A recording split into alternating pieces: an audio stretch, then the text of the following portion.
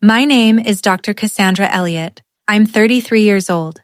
5 years ago, my older sister told my parents I had been expelled from nursing school for stealing medication from the ward. She made every word of it up. Not a single syllable was true. That one lie cost me everything. My parents stopped speaking to me overnight. My mom changed her number. My dad sent back every card I mailed without opening it. They skipped my pinning ceremony at the end of my first year of residency. They weren't at my wedding. For 5 long years, I was nobody's daughter. I existed in a kind of silence that people who haven't lived it don't fully understand. Not just loneliness, something more like erasure. Then, 8 weeks ago, my sister collapsed in the parking lot of a shopping center on a Thursday afternoon. Cardiac event. She was unconscious before the ambulance arrived. They rushed her to the nearest hospital, which happened to be the one where I work. The one where I have worked for the past 3 years. The one where, 6 months ago, I was named Head of Cardiothoracic Surgery. The emergency team paged the senior cardiologist on call. The doors to the surgical wing opened. And when my mother looked up from the plastic chair in the waiting room and saw the name printed on the badge clipped to the white coat walking toward her, she grabbed my father's arm so hard she left bruises shaped like her own fingers. But before I get into what happened in that waiting room, I need you to understand what came before. Because none of it makes sense without the before. So, if you're ready, let me take you back to the spring of 2012. To a kitchen in Galveston, Texas. And to the last time my father ever looked at me the way a father is supposed to look at his daughter. I grew up in a house with 2 girls, but there was really only ever one daughter. My sister Vanessa is 4 years older than me. She came into every room like a weather system. Loud, bright, impossible to ignore. Our parents, Frank and Carol Elliott, both from working-class families in Southeast Texas, had spent their whole lives believing that personality was the most valuable thing a person could have, and Vanessa had more personality than any room could hold. Dad drove trucks long haul for a regional freight company. Mom worked part-time at a dental office doing billing. They were not wealthy people, but they were proud people. They cared about how the family looked from the outside. They cared about being liked, in being talked about positively at church, and being the kind of family that other families pointed to. And Vanessa, without even trying, gave them exactly that. She was on the yearbook committee, the student council, in the school musical every single year. She remembered every teacher's birthday. She charmed every adult she met within 4 minutes of meeting them. My parents didn't just love her, they were a little bit in awe of her. I was different. I was not difficult. I was not dramatic. I was not a problem child by any stretch. I was simply quiet. I liked biology textbooks. I liked sitting in the school library during lunch instead of the cafeteria. I liked doing things carefully and well rather than loudly and fast. There is a certain kind of quiet child who gets mistaken for a happy child because she does not make noise about being overlooked. I was that child. Here is a small example of how it worked in our house. When I was 14, I entered the regional science competition with a project on the relationship between blood oxygen levels and altitude sickness. I won 2nd place in my age category, which was the highest any student from our school had ever placed. The same weekend, Vanessa had a solo in the church Easter concert. One guess where my parents went. When I came home with the ribbon, Mom glanced up from the stove and said, "Oh, that's sweet, Cass." Dad was watching television. He said, "Nice." Neither of them asked what my project was about. I told myself it was fine. I poured everything into my schoolwork instead. I figured that if I couldn't be the daughter they noticed, I'd become the daughter they couldn't ignore. And for one single shining moment in the spring of 2012, that's exactly what happened.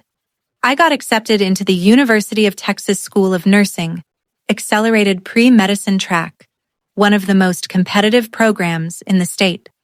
The letter came on a Friday afternoon. I brought it to the kitchen table and set it down in front of my father. He read it once. Then he read it again. Then he looked up at me, and for the first and only time in my memory, my father looked at me the way I had spent my whole childhood watching him look at Vanessa. Like he was proud, like he was actually seeing me. He said, "Cass, this is real. This is something." Mom called Grandma Betty that night. She called her best friend Linda. She called our next-door neighbor, the one she usually complained about. She was using the voice I had heard her use about Vanessa 100 times, but never once about me. The voice that said, "My child did something remarkable, and I want the whole world to know." At dinner, I looked across the table at Vanessa. She was smiling, but Vanessa's smile has always lived only in her mouth. Her eyes were doing something entirely different that night. They were measuring, calculating. I saw it, and I told myself I was imagining things. I thought maybe she was tired.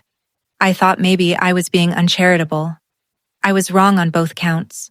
That following week, Vanessa started calling me more than she ever had before.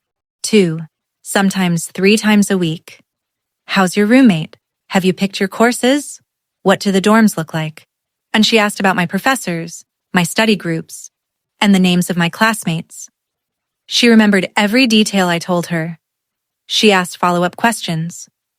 I thought, finally, this is it. This is my older sister finally seeing me as a peer, as an equal.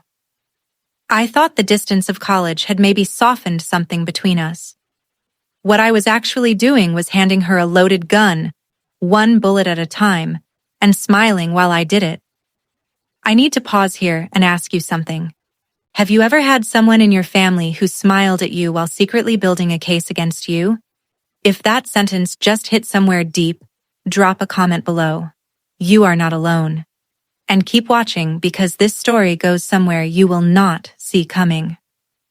My first year of nursing school was the hardest thing I had ever done in my life, and also the best. I found a group of people who understood what it meant to care about something so completely that you structured your whole life around it. Among them was a woman named Priya Nair. Priya was from a small town in central Texas, the daughter of Indian immigrants who had worked themselves to the bone to get her there. She was sharp and funny, and the kind of honesty that most people find uncomfortable at first, but come to depend on entirely. She became my closest friend within the first 3 weeks of school. By the end of the first semester, she was my person, the one I called when the coursework felt impossible. The one who sat with me on the floor of our shared study room at 2 in the morning when I called home during finals and my mom said, "Can't really talk right now, Cass. Vanessa's having a hard week at work." Priya just handed me a coffee and said, "Their loss. Now open your pharmacology notes. We have a practical on Thursday." She kept me going when my family's disinterest felt like something physical pressing down on my chest. And in my second year of the program, when things got harder in ways I had not expected, she was the only reason I didn't fall apart entirely. In October of my second year, Priya was diagnosed with a degenerative spinal condition. The diagnosis came fast and hit harder. She was told she would need a serious surgical intervention and a minimum of 4 months of recovery. She had no family nearby. Her parents were in Texas. Her mom was dealing with her own health issues, and Priya had no siblings. She had me. I went to the program director the following morning and explained the situation in full. She was thoughtful, practical, and kind. She told me the program had a formal leave of absence policy for exactly these kinds of situations. I would take 1 semester off, document my caregiver status, keep my academic standing, and return the following January. Everything was filed. Everything was official. My place in the program was held. I moved into the spare room in Priya's apartment 3 weeks before her surgery. I drove her to pre-op appointments. I sat in the hospital waiting room during her 6-hour procedure. I organized her medications and her physical therapy schedule. I cooked dinner when she couldn't stand long enough to boil water. I slept on her couch for the first month because she was scared to be alone at night. I called Vanessa to tell her about it. I don't know why, looking back. Maybe I still wanted to believe she was the sister she had been performing herself to be. I told her about Priya, about the leave, about the plan to return in January. I was careful and clear. I explained everything. Vanessa's voice was warm as fresh bread. Oh, Cass. Of course. That's exactly what you should do. Don't even worry about it. I won't say a word to Mom and Dad. You know how they worry about things they don't understand. 3 days later, she called our parents. I don't know every word she said that night. I would not learn the full scope of what she told them for another 5 years, and only then because it came apart in the most public, most painful, and most strangely fitting way possible. But the result was immediate. The call came on a Wednesday night. I was sitting at Priya's kitchen table, helping her do the hand exercises her physical therapist had assigned. My phone lit up. Dad. I picked up on the second ring. Cassandra. His voice was flat in a way I had never heard before. Not angry, exactly. Closed. Like a door with the latch down. Your sister told us what's been happening, the dismissal, the medication, all of it. My hand went cold around the phone. Dad. What? What dismissal? What are you talking about? Don't. A single word, like a hammer. She showed us the messages. She showed us the documentation. What documentation? Dad, I'm on a leave of absence. A legitimate, filed, documented leave of absence. I can show you the paperwork. I can give you the director's phone number right now. A pause. And then he said the sentence that I have carried in the back of my chest for 5 years like a splinter I couldn't reach. Vanessa said you'd have a story ready. Mom came on the line. Her voice was shaking. How could you lie to us for this long, Cassandra? Do you know how this reflects on this family? Mom, please listen to me. I can prove every single thing I'm saying. Just let me... We've heard enough. Dad's voice again. Don't call this house until you're ready to be honest. The line went dead. I sat at that kitchen table for a long time. Priya was looking at me from across the table, one hand still in the stretch position her PT had shown her. She could see from my face that something had just broken. I set the phone down. I looked at the wall. 30 minutes later, a text from Vanessa. I'm so sorry, Cass. I couldn't keep your secret anymore. It wasn't fair to Mom and Dad. She ended it with a heart emoji. She was not sorry. She had just fired the most precise shot of her life, and she had done it calmly, strategically, and with a heart emoji for punctuation. I was in a city 4 hours from home. I had $62 in my bank account, and I had just become nobody's daughter. I want you to understand that I tried. I need that to be absolutely clear before we go further. I did not give up and walk away. I fought for my family from 4 hours away with nothing. In the 5 days after that phone call, I called my parents 17 times. The first 4 went to voicemail. By the 6th call, Dad's number was blocked. Mom blocked me 2 days after that. I sent 2 emails. One short and direct. One long and detailed with attachments. I attached the official leave of absence form with my program director's signature and the university seal. I included the program director's direct phone number and her email. I included a letter from Priya's surgeon confirming her diagnosis and the dates of her hospitalization. I laid out every single fact in plain language that anyone could follow. Neither email received a reply. I sent a letter by priority mail, handwritten, 3 pages. I wrote it at midnight at Priya's kitchen table, and I meant every word. It came back 5 days later. Return to sender. Unopened. I recognized my mother's handwriting on the front. She had written, return, and nothing else. I called my Aunt Beverly, my dad's younger sister, who had always treated me like I was worth something.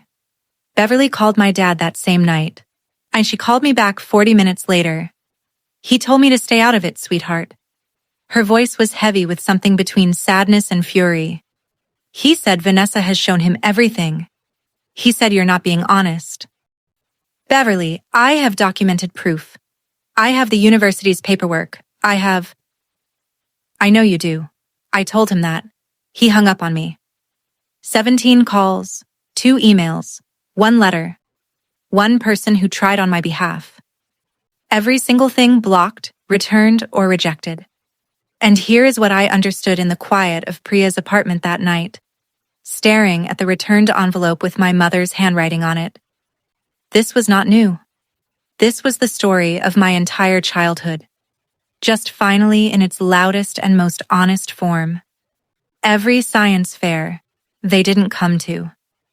Every achievement they barely acknowledged. Every time Vanessa's version of reality was accepted without question, while mine was waved aside. This was simply that pattern reaching its conclusion. On the 8th day, I stopped calling. Not because I had given up hope, but because I understood, with a terrible clarity, that my parents had made their choice long before Vanessa gave them the excuse to act on it. She had just handed them permission to stop pretending. Priya's recovery was slow and painful. There were setbacks. There were nights when the pain was bad and the fear was worse. I stayed. I made soup. I watched bad television with her. I read medical journals late into the night because somewhere under all of it, I still wanted to be a doctor. That had not gone away. If anything, is sitting in waiting rooms and reading discharge summaries and watching nurses work had made it clearer than ever. In early January, I received an email from the university confirming my re-enrollment for the spring semester. I stared at it for 3 days before I opened a reply. The night before I went back, I found something tucked into Priya's copy of Grey's Anatomy that she had lent me the previous year. A small folded note in her handwriting, careful and neat, even though her hand had been shaky for months. By the time you read this, I'll be in physical therapy and you'll be back in school. Don't let what happened with your family become the reason you stop. They couldn't see you. That's their damage, not yours. You are going to be an extraordinary doctor. I have known that since the first week I met you. Now go prove it to yourself, because that's the only person whose opinion actually matters. Love, P. I folded the note carefully and put it in my wallet. I still have it. I went back in January. No support from home. No safety net. I took out additional student loans, picked up a part-time job doing data entry for the hospital's research department, and ate more cafeteria food than I would like to admit. Medical school does not slow down for your personal circumstances. It does not offer extra time because your family has disowned you. It does not soften the clinical rotation requirements because you cried in the parking garage between shifts. So I stopped waiting for any of that, and I just worked. I graduated on schedule. No one from Galveston came. I matched into a cardiothoracic surgery residency at Mercy General Medical Center in Nashville, Tennessee. Level 1 Trauma Center, one of the busiest cardiac units in the Southeast. That was where I met Dr. Louise Hartwell. Lou, 61 years old, Chief of Cardiothoracic Surgery. The kind of woman who could walk into a room mid-crisis and make everyone in it feel simultaneously steadier and more accountable. She became my mentor in the truest sense of the word. The person who saw what I was capable of, before I believed it myself. In my 3rd year of residency, I met Marcus Webb. He was a public defender, the kind of person who goes to work every day, fighting for people who have no one else. Steady, dry sense of humor. In the first person I ever told the full story to who didn't immediately try to fix it or talk me out of how I felt. He just listened. All the way to the end. Then he said 4 words. You deserved so much better. 4 words. That was enough. We got married on a September Saturday in Lou's backyard. 40 guests. Marcus's mother walked with me down the garden path to where he was standing. I had sent an invitation to Galveston. It came back the way my letter had, 6 years earlier. Unopened. Aunt Beverly was there, though. She sat in the front row and cried during the vows with the energy of someone crying for two parents who should have been there and weren't. After the ceremony, Lou handed me a sealed envelope. "Don't open this yet," she said.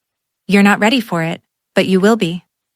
I put it in my desk without asking what it was. Can 3 years passed? Then 3 more.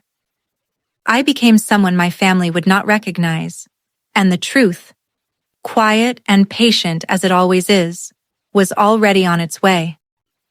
Let me stop here for just a moment, because before I tell you what happened next, I need to tell you what was happening behind the scenes that I didn't know about at the time.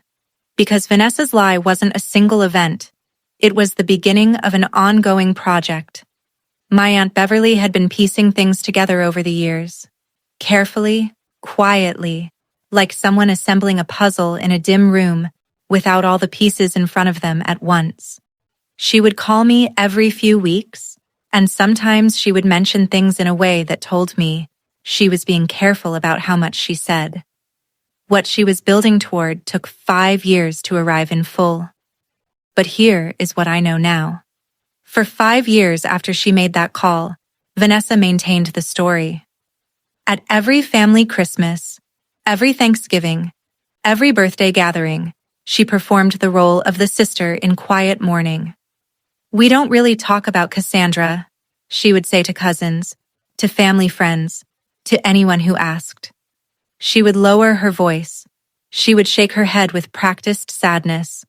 She let the silence answer the questions she didn't want to answer directly. But she didn't stop at silence. She told my grandmother, Nana Rose, who asked about me at Thanksgiving 3 years after I left, that I was not in a good place and that the family was trying to give her space. She told my Uncle Wayne's wife that she had heard through mutual friends I was struggling with substance issues. She told my mother on the phone one evening that she had reached out to me and I had told her never to contact me again. She flipped the entire narrative. She made herself the grieving, loyal sister who had tried to repair things. She made me the one who had abandoned the family. And the genius of it, and I use that word with absolute disgust, was that it worked because grief is self-reinforcing. Once my parents believed I had abandoned them, every year of silence felt like further proof. They didn't need Vanessa to keep lying. The lie had already built its own momentum. And then there was the thing Aunt Beverly told Marcus and me over the phone one evening, 2 years before everything came apart. Marcus set his glass down on the coffee table and listened very carefully. About a year after my residency, someone had contacted the Human Resources Department at Mercy General using a fake name, claiming to be a former colleague. They were asking whether there had ever been any disciplinary actions on my record, whether my credentials had been verified, whether any formal complaints had been lodged against me. The HR director, a careful and thorough woman, flagged the inquiry as unusual, documented it, and did not release any information. She mentioned it to Lou as a courtesy. Lou mentioned it to me, at the time, as a strange footnote. I hadn't connected it to anything then. Beverly had. She had done some quiet asking around. The inquiry had originated from a phone registered to an address in Galveston. Marcus looked at me across the living room. Our dog, a rescue hound named Sable, raised his head from the rug. "She wasn't just telling a lie and moving on," Marcus said. "She was maintaining it actively. She was looking for ammunition. She wanted to find something," I said. "Anything she could use to make the story more convincing." "She found nothing," Beverly said through the phone, "because there is nothing to find." Marcus put his hand over mine on the couch armrest. He held it there. "That's not family dysfunction," he said quietly. "That's something with a different name entirely." He was right. What Vanessa had built was not an impulsive lie that got out of hand. It was a structure. walls, supports, load-bearing beams, and she had spent 5 years reinforcing every inch of it. I could have done something with that information. I could have called a lawyer. I could have sent my parents the documentation all over again, on the leave of absence form, the director's letter, all of it, and forced a confrontation. But I didn't.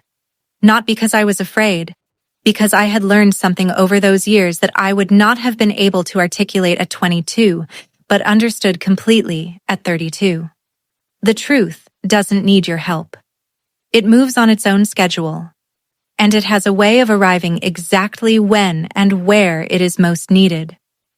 Mine arrived on a Thursday night in November at 11:57 p.m. in the form of a hospital pager going off on my nightstand. I want to pause here again for a second because what I'm about to describe is something I have gone over in my head hundreds of times, not to examine whether I did the right thing. I know I did. But because the sheer improbability of it still stops me cold when I think about it too directly. How many hospitals are there in a metro area? How many cardiac surgeons? What are the odds that the one person who needed the best cardiothoracic surgeon available at that specific hospital, on that specific night, on that specific shift, would be the one person whose destruction of my life had made me work hard enough to become exactly that? The universe has a sense of irony that no novelist would dare use because it would seem too convenient. But it happened. So let me tell you how. November, Thursday night, 11:57 p.m. The pager dragged me out of a light sleep. Marcus turned over beside me. Sable lifted his head from the foot of the bed, ears forward. The screen glowed. Cardiac emergency. Female, 36. Sudden cardiac arrest, resuscitated in the field. Unstable. ETA 9 minutes. I was dressed in 4 minutes. In the car, in 6. The drive to the hospital is 7 minutes at that hour when the roads are empty and wet, and the traffic lights blink yellow instead of cycling. I ran the likely scenario in my head, the way I always do on the way in. Resuscitated in the field. Unstable on arrival. Probable arrhythmic event, possibly underlying a structural issue that hasn't been previously identified. Could be a STEMI. Could be hypertrophic cardiomyopathy. Needed imaging fast. I badged in through the ambulance bay and walked directly to the cardiac bay. My team was already assembling. My senior resident, my scrub tech, the charge nurse, and anesthesia on standby. Standard rhythm for a major incoming case. The charge nurse, Deb, a woman I have worked alongside for 3 years and trust completely, handed me the intake tablet. "Patient info's on there," she said. "Already got the paramedic relay." I swiped to the intake form. Patient, Vanessa Marie Elliott. Date of birth, July 7th, 1986. Emergency contact, Frank Elliott, father. I stopped moving. The hallway around me continued. Monitors beeped. A gurney wheel squeaked somewhere behind me. Someone called out a blood pressure reading from across the room. I stood completely still for what was probably 4 seconds, but felt much longer. Deb appeared at my elbow. "Dr. Elliott, you with me?" I set the tablet down on the counter. I blinked once. "I'm here. Prep Bay 1. Page Dr. Singh and tell him I need him on standby. And get me the on-call administrator. I need to document something before we go in." Deb looked at me carefully. She did not ask why. The ambulance bay doors swung open, and the stretcher came in fast. Vanessa was strapped down, an oxygen mask over her face fogging and clearing with shallow, assisted breaths. Her skin was the gray-white color that cardiac patients get when their body is pulling blood away from the surface and toward the center. Her hands were still. One IV line was running in her left arm, and a second was being placed as they wheeled her in. The paramedics were talking fast. Bystander CPR was initiated within 90 seconds. AED shocked once before EMS arrival. ROSC was achieved in the field at approximately 4 minutes down. BP 70 over palp on arrival, climbing slowly. Behind the stretcher, running, came two people I had not looked at directly in 5 years. My mother had aged more than I expected. Her hair was thinner. She was wearing a coat over what looked like pajamas, like she had left the house in exactly the clothes she had been sitting in when the call came. Her face was open and raw in the way faces only get when fear has stripped everything else away. My father was behind her slightly, in a flannel shirt, jeans and boots that weren't fully laced. He was the color of old concrete.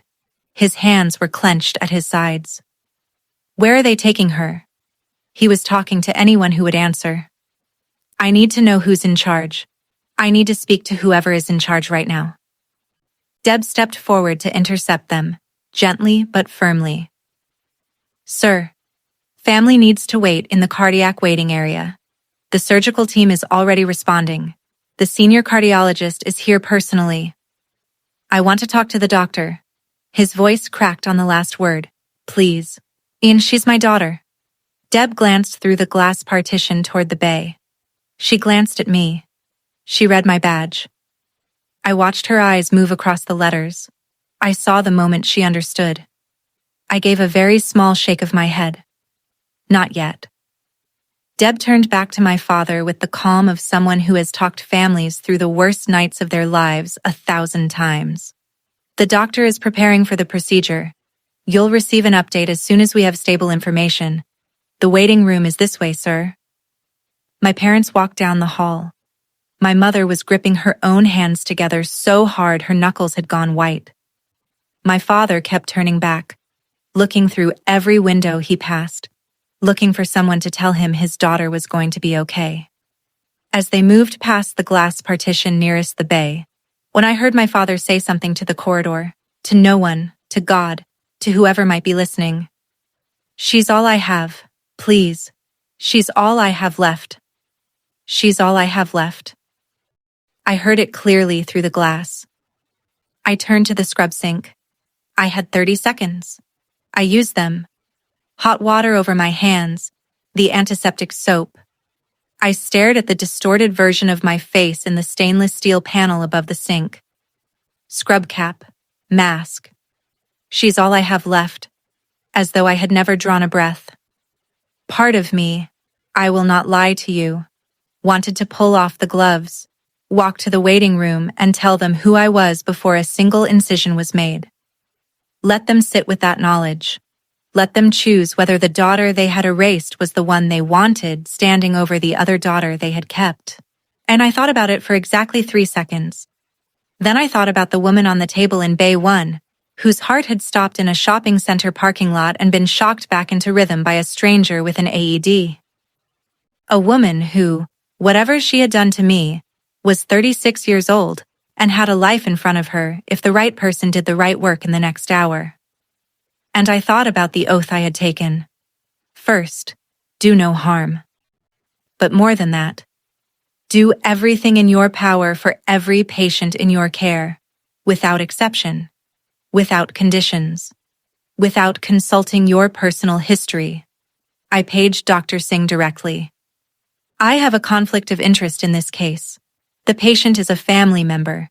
I am disclosing it now, documenting it in the chart, and requesting you as backup on standby.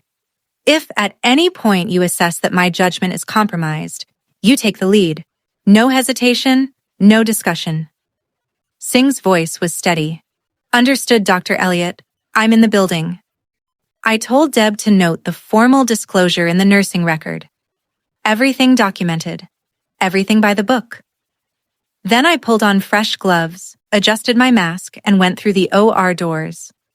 Here is what I need you to understand about the next 4 hours and 20 minutes. I did not think about Vanessa once. I thought about the patient on the table. I thought about the imaging that came back showing a previously undetected hypertrophic obstructive cardiomyopathy, a structural problem with the heart's septal wall that had been quietly building toward exactly this kind of event for years. I thought about the surgical approach, the risks, yet the margin of error, the fact that her left ventricular outflow was compromised enough that this was not a watch-and-wait situation. I thought about my hands. I thought about every procedure, every case, every hour of training that had brought me to this specific moment. I did not let my hands shake. I did not let my mind wander. I did not give myself the luxury of feeling anything that would cost my patient a single degree of precision. 4 hours and 20 minutes. The septal myectomy took 2 hours and 40 minutes. The additional repair work, once we were in there and could see the full picture, took the rest. When I placed the final suture and the monitors told me what I needed them to tell me, Dr. Singh, who had been in the corner of the room the entire time watching, pulled down his mask and said quietly, "Cassandra, that was exceptional work." I stripped off my gloves. I washed my hands at the scrub sink. I looked at my own reflection in the steel panel. Same face, same badge, the same person who had been erased from her family's story 6 years ago. Now standing on the other side of a procedure that had just kept her sister's heart beating. Those two facts were about to collide in a waiting room 40 feet away. I straightened the collar of my scrub top. I checked that my badge was visible. I took one breath that was not quite calm, but was as close as I was going to get. Then I walked down the hallway toward the waiting room. That hallway has never felt so long. The waiting room at that hour had the particular fluorescent stillness that hospitals get in the very early morning. After the last visitors of the evening have gone home and before the first of the day have arrived, a television mounted in the corner was showing a weather forecast to no one. 2 other families were in the far corners of the room, keeping to themselves, each wrapped in their own private fear. In the center row, sitting rigidly upright, sleepless, my parents. I pushed through the double doors. I was still in my surgical scrubs. My mask was pulled down around my neck. My scrub cap was off. My hair was pulled back. My badge hung at chest level on its lanyard, printed in clear block letters that were readable from across the room. Dr. Cassandra Elliott, MD, FACS, Head of Cardiothoracic Surgery. My father stood up. He always stands first. It is a reflex from decades of being the person in charge of every room he enters. "Doctor." His voice was urgent, controlled. "Can you tell us about our daughter? She was brought in." He stopped. His eyes had dropped to my badge. They moved up to my face. They dropped back to the badge. I watched the recognition work through him. It did not happen all at once. It came in stages, like a power outage spreading across a grid. One section going dark, and then the next, and then the next. First, his hands. A tremor that moved up his arms to his jaw. My mother looked up half a second behind him. Her mouth opened. No sound came out. Her right hand shot to my father's forearm and held on. 5 seconds. 5 seconds of silence that contained 6 years. I spoke first. The same voice I use in this room every week. "Mr. and Mrs. Elliott, I'm Dr. Elliott, Head of Cardiothoracic Surgery. Your daughter, Vanessa, experienced a sudden cardiac event consistent with hypertrophic obstructive cardiomyopathy, a structural condition of the heart. She went into cardiac arrest but was resuscitated in the field. We performed a septal myectomy to correct the obstruction. The procedure was successful. She is stable and currently in the cardiac ICU. You'll be able to see her in approximately 90 minutes. Mr. and Mrs. Elliott, not Mom and Dad." I said it deliberately, and I watched it land exactly as I knew it would. My mother took a step toward me. Her arms came up. A sound broke from somewhere in her chest. "Cassandra. Oh God, Cassandra." I stepped back. Half a step. Measured and clear. She froze. Her arms stayed in the air for a moment, then slowly came back down to her sides. She looked at the space between us like she was trying to understand what it meant. My father's voice came out like gravel. "You're a doctor." "I am?" You're the head of the department." "I have been for 3 years." "But Vanessa said..." He stopped. He tried again. Vanessa told us. What exactly did she tell you? He closed his mouth. He looked at my mother. He looked back at me. The machinery of 6 years of certainty was coming apart in real time, and I could see it happening on his face. She told you I was expelled, I said. She told you I stole medication from the ward. She told you I had been lying to you for a year. She told you I had a boyfriend who was a bad influence. She told you I refused to be in contact. She told you that she tried to reach me, and I turned her away. I kept my voice level. No shake, no tears. I had imagined this conversation in 100 different versions. In the shower, in the car, at 2 a.m. when I couldn't sleep. I had never imagined it in surgical scrubs under fluorescent lights in the waiting room of my own hospital. But here we were. None of it was true. Not a single word. Through the glass partition behind me, I was aware that Deb had stopped what she was doing at the charge desk. A second nurse had come to stand beside her. Dr. Singh, who had come to check in on a post-op patient down the hall, had paused in the corridor. They didn't know the full story yet, but they were already beginning to understand the shape of it. My father opened his mouth. Old reflex. The instinct to redirect, to manage, to keep things contained. Cassandra, this is not the time or the place. You're right, I said. It isn't the ideal time, but you are standing in my hospital, in front of my colleagues, having just learned that the daughter you believed was a failed drug thief has spent the last 6 years becoming the surgeon who just saved your other daughter's life.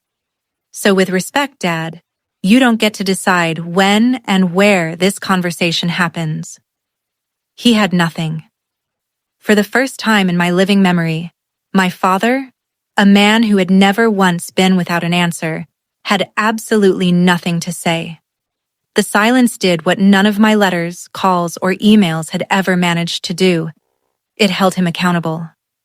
Mom was crying now. Not the quiet kind. The kind that comes from somewhere too deep for manners. The letters, she said. You said you sent letters. 2 emails. One with a 4-page explanation and copies of my leave of absence documentation signed by the program director. One as a follow-up. One handwritten letter was sent via priority mail. It came back. You sent it back. I recognized your handwriting on the envelope. She pressed her fist against her mouth. I called 17 times in 8 days. I asked Aunt Beverly to talk to you. Dad told her to stay out of it and hung up on her.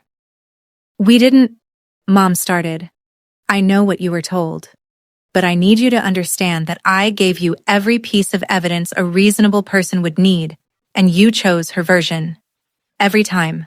For 6 years. I wasn't accusing. I was reciting facts. And facts don't need to be raised or sharpened to cut. Then Deb appeared at the door, not knowing the full depth of what was in the room, but sensing it. She had a piece of paper in her hand. Dr. Elliott, I'm sorry to interrupt. The department director asked me to pass this on. The hospital's annual recognition committee finalized the list this week. You're receiving the Clinical Excellence Award at next month's ceremony. She said it the way she'd announce a lab result or a supply order. Routine. Professional. She had no idea what she had just added to the room. My mother stared at me. I turned briefly to Deb. Thank you. I'll handle the paperwork tomorrow. Can you check in on the ICU patient in Bay 3?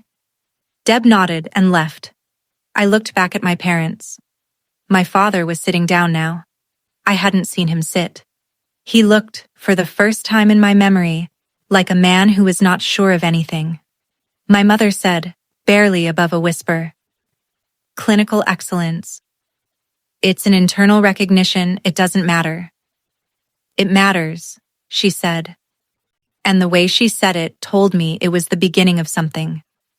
I had rounds to finish, a post-op patient to check. I had been awake for 22 hours, but I stood there for one more moment because there was one more thing that needed to be said, and I had waited long enough to say it. I don't know what happens from here, I said. I'm not angry right now. I was, for a long time. But what I am right now is clear. I built a life. I built it entirely on my own, without you, despite you. And it is a good life. If you want to be part of it, that is a conversation we can have. But it will happen on my terms. And it will start with truth. The whole truth. From Vanessa, and from both of you, about why a returned envelope was easier than a phone call. Neither of them spoke. I turned and walked back toward the ICU corridor. Measured steps. Straight spine. I did not look back. But I heard my mother's voice behind me, very small, coming from a place past the performance and the fear and the years of looking the other way. Frank. What have we done to her? Not a question. The way she said it made it clear that she was not asking. She was finally, terribly understanding. And my father, for the first time in his life, answered her with silence. Because silence was the only honest thing he had left. I want to stop here for a second and ask you something directly.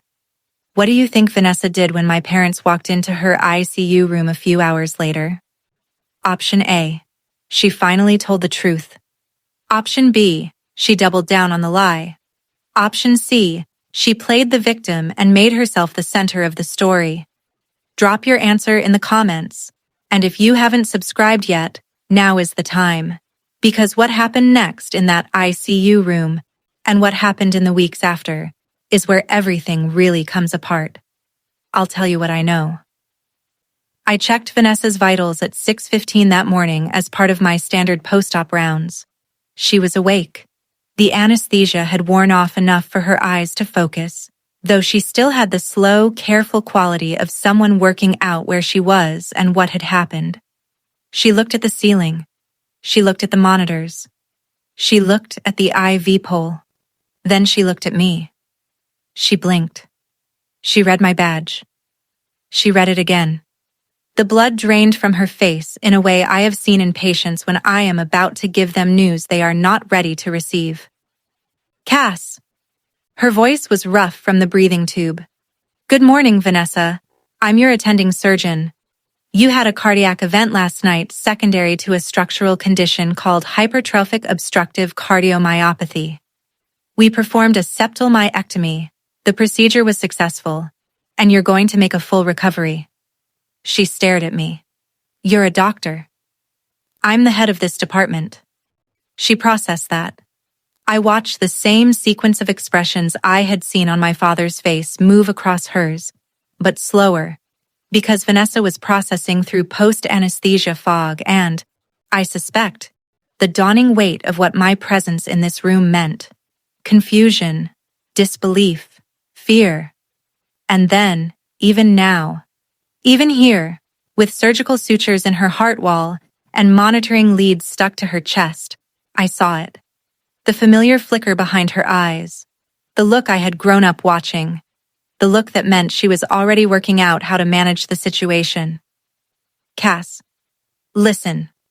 I know how this looks. But I can explain. You don't need to explain anything to me, I said. I updated her chart. I noted the drain output. But those two people in the waiting room? I nodded toward the glass door of her room, where my parents had just appeared. Coat still on, my mother's eyes red and swollen, my father standing one step behind her the way people stand when they're not sure they're allowed to be somewhere. You need to explain it to them. I closed the chart and left the room without another word. I did not stay to hear what happened in that room. But the entire cardiac ICU floor heard it. The walls of the cardiac ICU are not designed for privacy. They are designed for monitoring. And what happened in Vanessa's room over the next hour was not quiet. Deb gave me most of it secondhand, in pieces, over the following 2 days. She had heard it from the night nurse assigned to Vanessa's bay, who had heard all of it through the glass and the partially open door. If you guessed option C, you know my sister. Vanessa started crying the moment my parents came through the door, the kind of crying that is also a performance. Heaving, pulling at your sympathy, designed to make you feel that confronting the person doing it makes you a monster. "Mom and Dad," she said, "you have to understand I was trying to protect you. I was scared for Cass and I didn't know how to explain it." I panicked. My father's voice, when he responded, had something in it that I had never heard there before. Not anger. Not the flat authority I had grown up fearing. Something fractured. The voice of a man trying to hold a framework together that has already broken. "She is a surgeon, Vanessa. She is the head of the cardiac surgery department. She has been for 3 years. Vanessa shifted tactics. She was sorry. She had been carrying the guilt of it. Things had spiraled. She hadn't meant for it to go this far. "She sent us letters," Mom said. "She called 17 times. She had Aunt Beverly call your father." "She's exaggerating. You know how." "Beverly called me," Dad said, and his voice went very quiet. "And you told me Beverly was being dramatic. You told me Beverly didn't know the full story." "She didn't." "What is the full story?" Vanessa?" The monitor beeped. The IV dripped.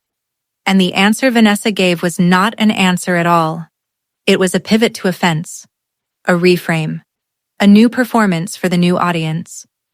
What I didn't know was that 45 minutes into that conversation, Aunt Beverly walked through the door of the cardiac ICU. I had called Beverly from the scrub room after surgery. Not to summon her as a weapon. Vanessa was her niece too, and she deserved to know. But Beverly, as it turned out, had been waiting for a very long time for a moment when the doors were finally open and she could walk through them without being told to stay out. She came prepared. Beverly is 63 years old. She taught high school history for 30 years. She does not raise her voice. She does not flinch. She does not accept nonsense. She stood in the middle of that ICU room and said, calmly and completely, "I have been sitting on this for 6 years and I am not sitting on it for 1 more minute." She took out her phone. Inside a folder she had labeled "I found out later." With my name and the date, she had screenshots of the emails I had sent my parents in those first 8 days after they cut me off. She had the original PDF of my leave of absence documentation, which I had sent to her directly as a last resort. She had the confirmation email from the university confirming my re-enrollment after I returned from leave. She had a photo from my residency graduation ceremony, me in my cap and gown, holding my diploma, Beverly beside me, her arm around my shoulders. The only family member in the frame. She held the phone out to my mother. Mom took it with shaking hands and began scrolling. "And here," Beverly said. She swiped to a text thread and read it aloud in the even voice of someone reading a historical document into the record. "This is from Vanessa, sent to me 4 years ago." She wrote, "Aunt Bev, please don't tell Mom and Dad about Cass's residency program. They're finally at peace with things. It'll just upset them and confuse the situation. Better to let it lie." The room went completely still. Vanessa stared at the ceiling. "You told me," Beverly said, not raising her voice by a single degree, "to stay quiet for the family's peace. I listened to you. I should not have. And I am sorry for that." She turned to face my parents directly. "And you two. Vanessa gave you the lie. But you chose to believe it. You returned your daughter's letter. How you blocked her calls. You didn't go to her graduation. You didn't come to her wedding." She paused. "Frank walked me down the path at my nephew's wedding. The father of a stranger walked your daughter down the aisle. Do you understand what that means?" Dad turned to the window. Mom had stopped scrolling.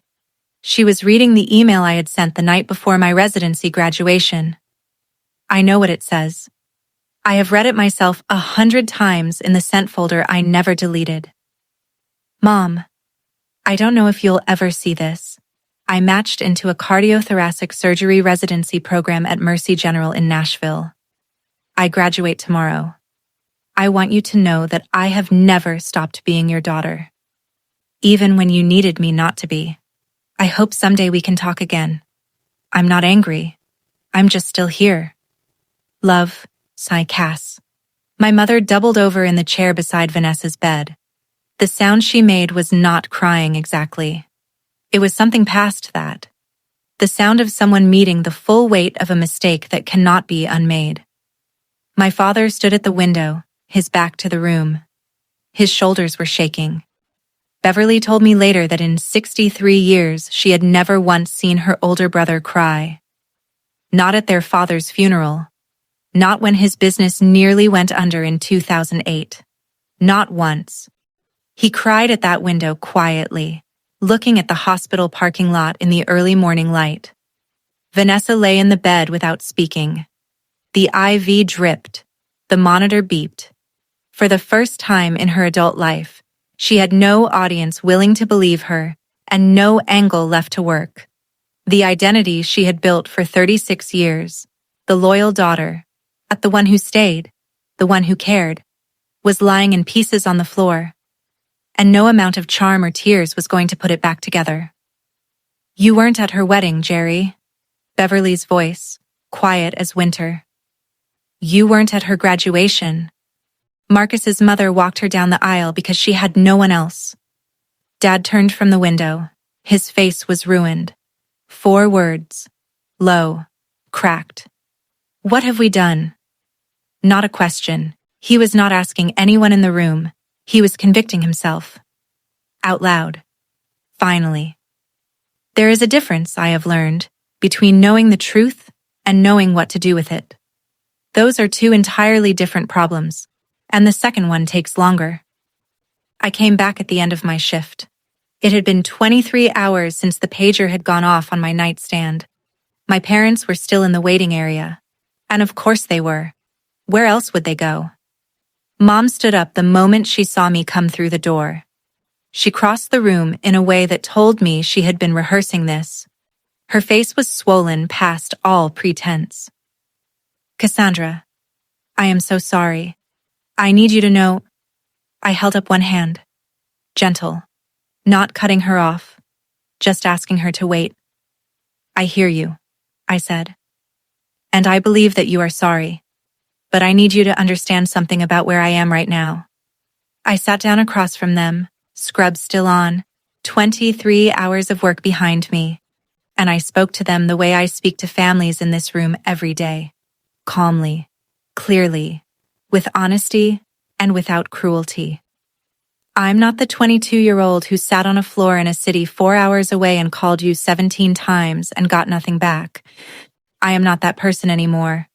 I built a life without you from the ground up, with my own hands, because I had to. And it is a full life. A good life. I have a husband who has never once doubted me. I have a mentor who saw me before I believed in myself. I have a career that I love and that I am genuinely good at. I have a dog who thinks I'm extraordinary. I have a life that I am proud of. My father looked at the floor. If you want to be part of that life, I am open to it. But it will be on my terms. Not Vanessa's version. Not your version. Mine. And it will start with truth. And it will be built on consistency. Not gestures. Not phone calls on my birthday. Consistency over time. That's the only currency that means anything to me now. Dad's jaw moved. Old reflex, forming a response, a reframe, a redirect. He stopped himself. He nodded instead. Small. I defeated in the way that is actually a beginning rather than an ending. I stood. I was going to go home and sleep for 8 hours and come back tomorrow. Then I turned back. One more thing. Marcus's father walked me down the aisle, I said. I want you to know that. Not to hurt you, but because you should know it happened, and you should feel what it means. We can't undo it. But if you want to know your future grandchildren, you start today. Not with a grand gesture, with showing up. And then showing up again.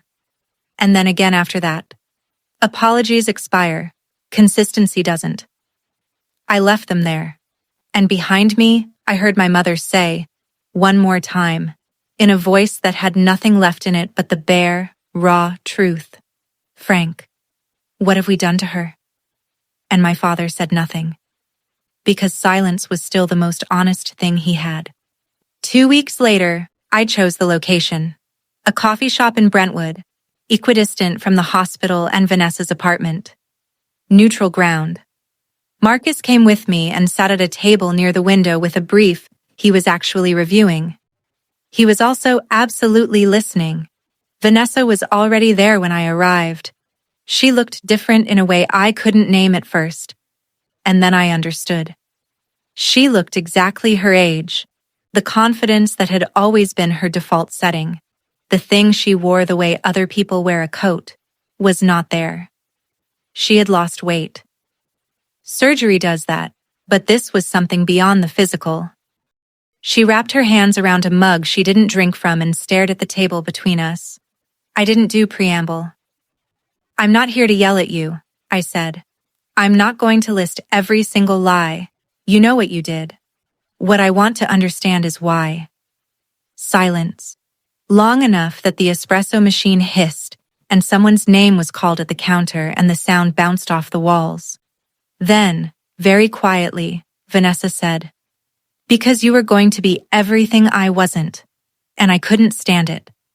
I let that sit. "That's the most honest thing you've said to me in a decade." She looked up. Her eyes were wet. Real. "I know the difference now." "I'm sorry, Cass. I know those words don't fix it." "No, they don't. They're a starting point, not a destination." I set my coffee down. "But there's something I need to tell you that you don't know yet." She waited. About a year after my residency, someone made an inquiry to the HR department at my hospital using a fake name. They were trying to find out if I had a disciplinary record. If my credentials were legitimate. The inquiry was traced back to Galveston. Vanessa's face went very still. "I know," she said. After a long pause. "You were still actively trying to tear it down," I said. "Even after I was gone. Even after 5 years." "I was afraid," she said. "If you succeeded, everything I had told them became impossible to hold together. And I had told so many people so many things that I didn't know how to stop." "I know," I said. "That's actually the part that makes a kind of terrible sense to me. You built it past the point where you could take it apart without destroying yourself." She said nothing. Then she said, "I also tried to contact the university. Twice, during your first year of residency. I told them your leave of absence documentation had been fabricated." The coffee shop hummed. Marcus's pen stopped moving at the table by the window. "The program director didn't act on it," I said. "She told me there was nothing to investigate, that your documentation was fully valid." "Because it was." "I know." She looked at the table. "I know that." I had mapped out what came next the night before, sitting on the kitchen floor with Sable's head in my lap while Marcus talked it through with me like a closing argument. "I'm not cutting you out of my life," I said. "But I have conditions." Vanessa looked up. "You will tell the truth. The full truth. To every person you lied to. Every cousin, every aunt, every family friend who spent 5 years hearing that I was a substance abuser, or homeless, or that I'd abandoned the family. You will correct every single story. Individually if needed, collectively if possible. I will. In writing, an email to the family group, all of them. Aunt Beverly will verify that everyone receives it." She nodded. "Okay. And one more thing." I looked at her directly. "My surgical scar is on your body. You're going to see it every single day for the rest of your life. I'm not asking you to feel guilty about it forever, but I am asking you to understand what it represents. When you were on my table and I had a decision to make, I chose the oath. I chose you over the anger. I need you to understand that, and I need you to never forget it." She put her hand over her mouth. "I won't," she said. "I promise you I won't." I met with my parents separately the following week. Marcus drove. We sat at their kitchen table in Galveston, and the same table where my father had read my acceptance letter all those years ago. the same table where Vanessa had smiled with just her mouth. The house looked the same. Smaller than I remembered. The way things get smaller when you've spent years building a larger life. I want to rebuild something with you, I said. I mean that. But I need 2 things. Dad sat across from me, Mom beside him. First, family counseling. Both of you. Not for me. For yourselves. You need to understand how you came to believe a story about your own daughter that you never once checked. You blocked her calls, you returned her letter, you didn't go to her graduation, you weren't at her wedding. That needs to be examined by someone qualified to help you examine it, not to punish you, so that it never happens again. Dad's jaw tightened. That's not something we've ever... I know. That's part of what needs to change. Mom touched his arm. Frank, please. He looked at her. He looked at me. Something behind his eyes gave way, not all at once, but in the particular way of a structure that has finally accepted the weight it has been asked to carry. Fine, he said. Second. I met his gaze. Vanessa's email goes out to the family. All of it, everything. I need the people who spent 5 years hearing those stories to hear the truth from her directly. Not from me, not from Beverly, from her. He nodded. I stood to leave. At the door, I turned back. Marcus's father walked me down the aisle, I said. I put that on record again not to twist the knife, but I want you to understand what you missed. And I want you to understand what's still possible if you show up from here. Every holiday, every Sunday dinner, every ordinary Tuesday that turns into a memory. You start now, not with one big gesture, one ordinary day at a time. Neither of them said anything, but when I got into Marcus's car at the curb, I looked back at the house and I saw my mother standing at the kitchen window, watching the car, with an expression on her face that I had waited my whole life to see. The grief and the love and the regret, all in the same look. Finally, in the same place at the same time. Finally honest. This is the moment, if you've been waiting for it. Right here.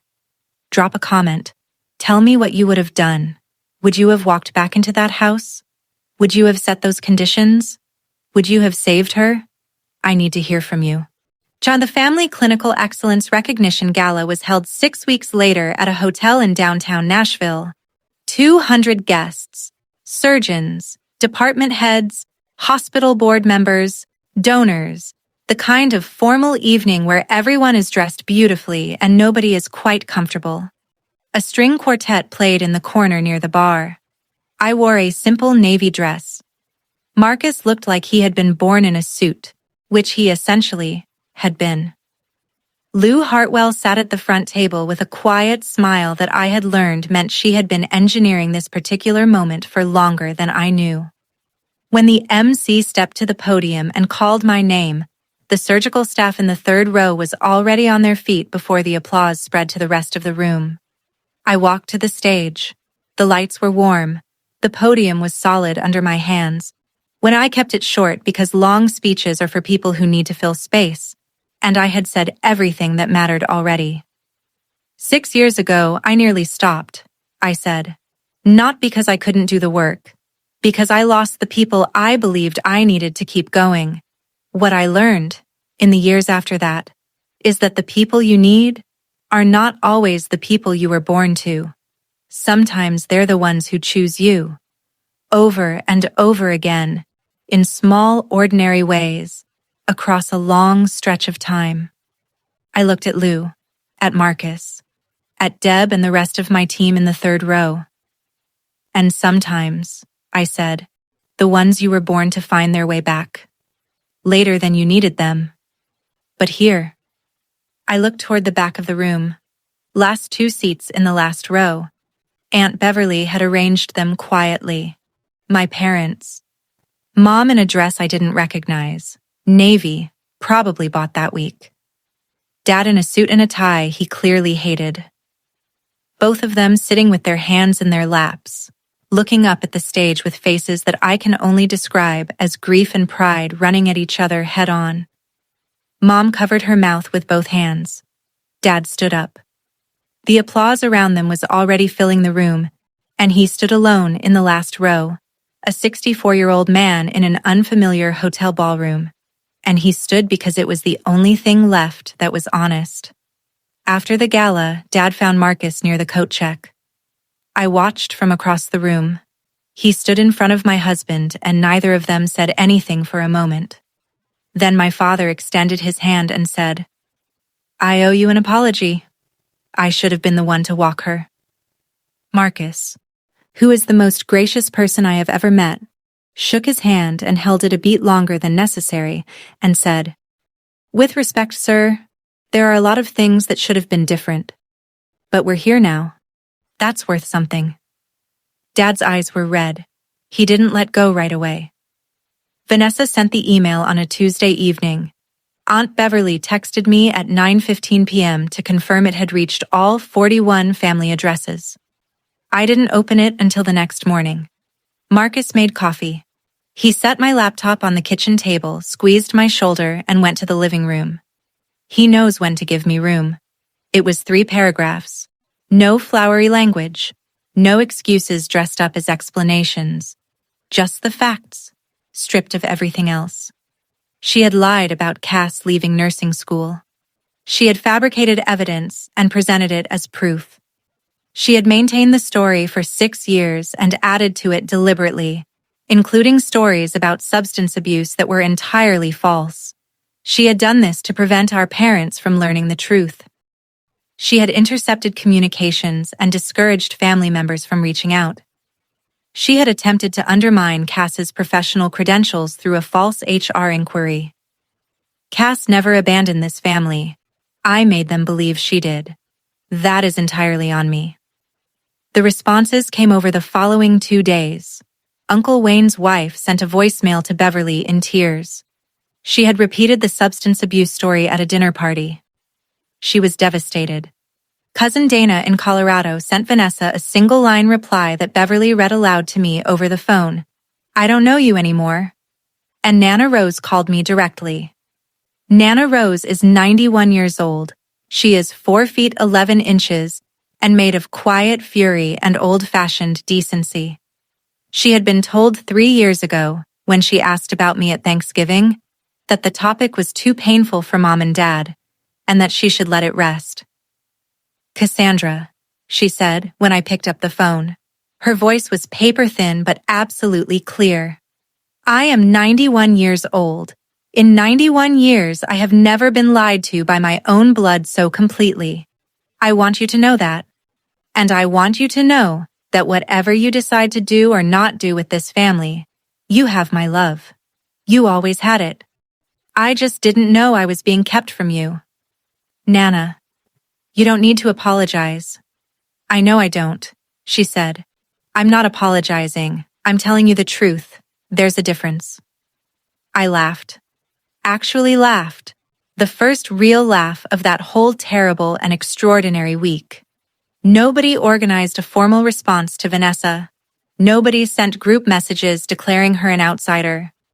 Nobody announced a boycott.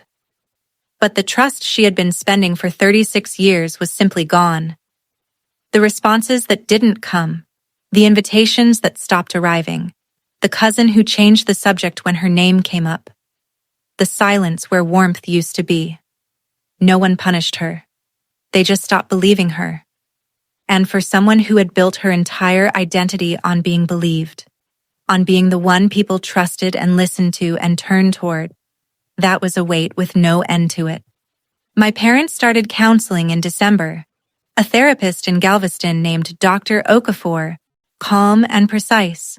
The kind of person who asks a question and then waits, actually waits, for the full, honest answer.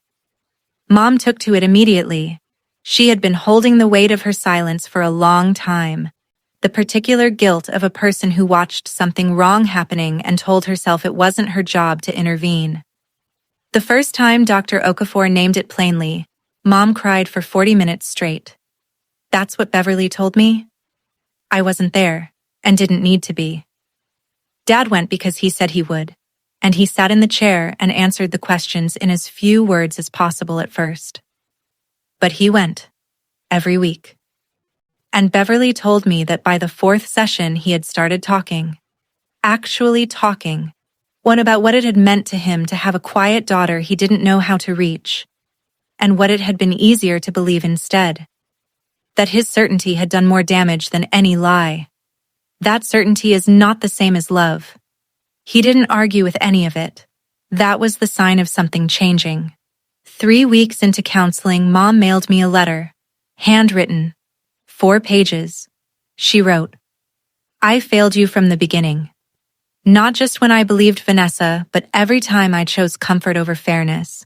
Every time your father was certain about something and I didn't push back, because pushing back was hard.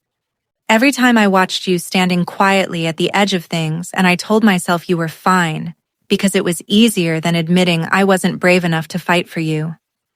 She wrote, "The night your father and I sat in that waiting room and you walked through the doors in your white coat, I felt something I can only describe as the floor falling out from under everything I thought I knew about myself. Not just about what happened to you, about what kind of mother I had allowed myself to be." I read the letter at the kitchen table on a Sunday morning. Sable was asleep on my feet. Marcus was in the living room pretending to read the paper. I didn't cry, but I held that letter for a long time. Then I opened the kitchen drawer where I keep the things that matter most to me. Priya's note from inside the Grey's Anatomy. My returned letters in their original envelopes. The wedding invitation that came back unopened. And the small card from Lou the day she nominated me for the department chief position. I placed my mother's letter inside. Same drawer, different side. Progress does not always announce itself. Sometimes it is just the quiet rearrangement of what you choose to carry. Vanessa started therapy the following month. Her own, separate from the family sessions. She mentioned it briefly and awkwardly the second time we had coffee. We have had 3 of those meetings now, each one short. Each one a little more honest than the one before. The first time she stared at her hands and couldn't find anything useful to say. The second time she told me about the therapy, haltingly, like she wasn't sure if it would be received as information or performance. The third time she said something that I wasn't expecting. "I don't expect you to forgive me. I don't even know what I deserve. But I want you to know that I'm trying to not be that person anymore. I'm trying to understand why I became her." I took a sip of my coffee, set it down. "Then show me. Words are cheap in this family. They always have been. Show me with time. With small, ordinary, consistent time." She nodded. She didn't argue. She didn't perform. That was new. Do I believe she has changed? I honestly don't know. I have spent a lifetime reading Vanessa's performances, and I am still not certain where the performance ends and the actual person begins. Maybe she isn't certain either. Maybe that's part of what the therapy is for. What I believe in is the possibility of change. That's all I can offer right now. That has to be enough until more is earned. She carries my surgical work on her body, a scar along the left side of her chest, still pink, fading gradually toward white over the coming year. Every morning she gets dressed. Every time she catches her reflection, she will see it for the rest of her life. The mark left by the hands of the sister she tried to erase. I carry her damage in my memory. 6 years of silence, sitting somewhere between my ribs in the particular way that certain losses do. Not always noticeable. Not ever fully gone. We are even, in the strangest and most painful way that 2 people can be even. And maybe, with enough real and unglamorous and consistent time, we will find our way to something that isn't just even, something new, something built on what actually happened rather than what was performed. I'm sitting in my office at Mercy General. It's late, the particular quiet of a hospital after the last visitors leave, and before the night shift builds its energy. My nameplate is on the door. My degrees are on the wall, not because I need to see them, but because my residents do. On my desk, a framed photo from our wedding. Marcus, Lou, Beverly, 40 guests, a backyard in the September light. No parents in the frame. On the bookshelf beside it, a photo taken 3 weeks ago. My parents on our front porch. Coats on, looking slightly lost, looking like people who have arrived somewhere they weren't sure they'd ever be allowed to reach. Dad with his hands in his pockets. Mom mid-smile, trying hard, trying real. Awkward, imperfect, true. And if you are watching this, and you see yourself anywhere in this story, whether you are the one who was erased or the one who did the erasing or the one who stood by and said nothing for too long because it was easier, I want to tell you something. The truth doesn't expire. It doesn't care how many years have passed or how carefully a lie was built, or how many people chose to believe it. The truth has a patient and absolute way of arriving exactly when and where it is most needed. You cannot rush it. You cannot outrun it. I did not get revenge on my sister. I didn't need revenge. I became the person the revenge was supposed to feel like, and that turned out to be more devastating and more freeing than any scheme could ever have been. Not a plan, just a life. Lived fully, on my own terms, with the people who showed up. And if you are waiting for your family to finally see you, truly see you, stop waiting. See yourself first. Build the life you deserve, with the people who choose you. And when the others finally turn around, if they do, let them find a door that you control. You decide when it opens. You decide how wide. You decide who steps through. That's not revenge. That's architecture. One last thing. First Sunday of December. Early morning. The kind of light that comes through kitchen windows in winter and makes everything look like it's being gently forgiven. I'm making eggs and toast. Marcus is grinding coffee and singing off-key to something on the radio. Badly, happily. Sable is stationed under the kitchen table with the patient optimism of a dog who has learned that Sunday mornings produce crumbs. The doorbell rings. I dry my hands on a towel and walk to the front door. My parents, on the porch. Coats on. Dad is holding a grocery bag with both hands like he isn't sure what to do with them. Mom has a tin of cookies, lemon shortbread. The kind she used to make for every school play Vanessa was ever in. Every concert. Every graduation party. The kind she never once made for me. She is holding them out. "Hi," she says. Nervous. Hopeful. The voice of someone standing at the edge of something they're not sure they deserve to step into. I look at her. I look at my father. I look at the cookies. "Come in," I say. "Coffee's almost ready." Dad steps inside. He looks around the kitchen slowly. The way you look at something you've never seen but somehow always known was there. He clears his throat. He looks at me. "Can I do anything?" I look at him. My father, 64 years old, standing in my kitchen for the first time in his life, asking permission to be useful. "You can set the table," I tell him. He nods. I point to the cabinet. He opens it carefully. He takes out the plates. He counts them. He looks at me. "4?" "4," I say. He sets them down one by one, carefully, like they are something worth handling gently. Marcus hands him coffee without being asked. Mom hugs me at the stove. Not a dramatic movie hug. Not a scene. Just arms around me, forehead to my shoulder, holding on. No words.